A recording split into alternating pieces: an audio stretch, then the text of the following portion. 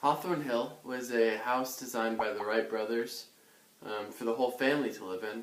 Unfortunately, Wilbur died before the house was completed, and he never actually got to see the final result. So most of the designs towards the end of the process were done by Orville and Orville's wife. My favorite room, personally, in the house was Orville's library. It was on the left lined with bookshelves containing books on all different topics. And then in the middle there was a table. He was known to sit and write a lot at this table. And then on the right was just a comfortable couch and a comfortable chair for reading. The chair was even rigged by Orville himself to have a little stand where his books would sit when he read.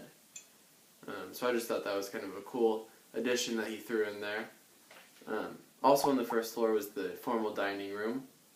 This is where they would have guests or family whenever they had dinner with these people.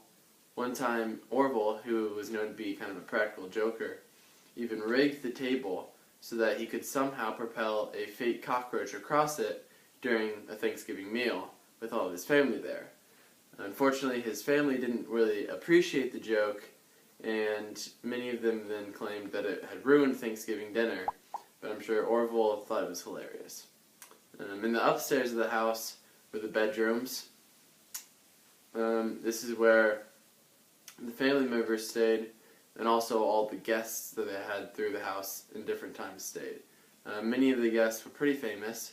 One of the more famous ones was Charles Lindbergh, and on one of his visits, actually, it's kind of a funny story, the newspaper had published his route from the airport to the house.